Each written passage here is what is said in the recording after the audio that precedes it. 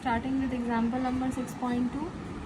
Now here a wire of length 20 meter. Now here the original length of the wire is given as 20 meter and area of cross section is 1.25 into 10 raised to minus 4 meter square is subjected to a load. मतलब ये suppose ये रहा है हमारा wire, ठीक है। इस wire पे हमने एक लोड लगाया जिसका मास है 2.5 kg. Okay, so we will convert. चलो ये बाद में एक्सप्लेन करते हैं. The elongation produced in the wire is 1 into 10 raised to minus 4. ये लोड लगाने के बाद में क्या हुआ वायर में, wire will extend of course. तो ये elongation small L is how much, 1 into 10 raised to minus 4 meter. Calculate Young's modulus, that is y. What is the formula of Young's modulus? F large. ये है formula. Now do you have force? नहीं. Force के लिए formula क्या है? Mass into acceleration. Mass. अब यहाँ पर एक्सेलरेशन है. अब ये जब हम लोग ने वेट लगाए तो ये ऑफ कोर्स वेट की वजह से वायर नीचे गया, that is acceleration due to gravity. So I write mg. So force is nothing but mg in this case. यहाँ पर हमारे पास मास दिया हुआ है, that is how much, 2.5 kilogram. So we can consider force as 2.5 kilogram weight. But हम लोग ने अभी तक के किस में पढ़ा है फोर्स को? न्यूटन में. तो हम लोग क्या करेंगे, 2.5 into 9.8 ये चला गया न्यूटन में, because 1 kilogram weight is equal to 9.8 newton. So instead of kilogram weight you multiply here with 9.8. ये मिल गया हमारा force. Now we will substitute the values. Force कितना हो गया, 2.5 into 9.8.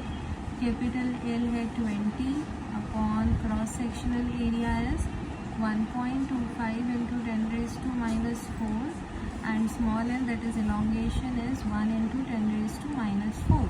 Now rest is just simple calculation which I will do for you. 10 raised to minus 4, 10 raised to minus 4 will give me 10 raised to minus 8. Okay, तो ये वाली चीज़ें होगी. This is done, this is done. 1 को हम नहीं लिखेंगे, सो 1 is also done. Now instead of writing 1.25 I will write 125 और न्यूमरेटर में 100 से मल्टीप्लाई करूँगी क्योंकि पॉइंट के बाद यहाँ पर 2 डिजिट है, इसलिए 100 से मल्टीप्लाई किया न्यूमरेटर में.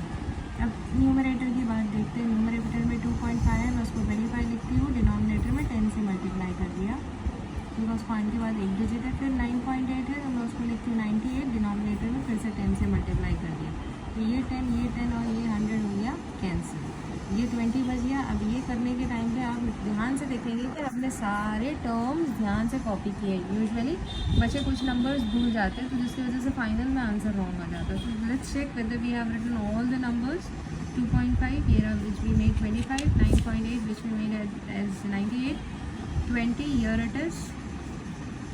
ओके, फिर उसके बाद में 1.25 ये रहा 1.25. 10 raised to minus 4, 10 raised to minus 4 बन गया 10 raised to minus 8. यहाँ पर 2 डिजिट है पॉइंट के बाद तो डिनोमिनेटर में आएगा 100. यहाँ पर 2 डिजिट है पॉइंट के बाद तो न्यूमरेटर में आएगा 100. चलो यहाँ तक के हम लोग ने बिल्कुल बराबर किया. 5 5 are 25, 5 2 are 10, 5 5 are 25, 5 1 are 5, 5 5 are 25, 5 1 are 5, 5 4 are 20. Solve हो गया ना. 98 into 4 into 10 raised to minus 8, when you take it in the numerator that becomes positive. So let's multiply 98 with 4. 4 8s are 32, 3 यहाँ पर 4 9s are 36, 37 38 39, 392 into 10 raised to 8. What will be the unit for Young's modulus? It is Newton per meter square. कैसे आया? अगर आपको नहीं समझ में आ रहा तो देखो यहाँ लिखते, पहले फॉर्मूला लिखते हैं. एफ लाल, force is newton, length is meter, area is meter square. फिर से ये length is meter, meter cancel, newton पर मीटर स्क्वायर. आगे अब आंसर चेक करेंगे मेरा टेंशन में क्या आंसर आया मेरे. It is same 3.90 into 10 raised to 10 है. हमारे पास 392 इंटू 10⁸ है. If you leave the answer over here it is right. If you want to convert you can convert. See how you will convert. ये ज़रूरी नहीं है, but if in case आपको किधर conversation लगा तो मैं एक्सप्लेन कर देती हूँ. Now the point is over here. Now you are shifting the point towards negative side of the number line, तो पावर में आएगा पॉजिटिव.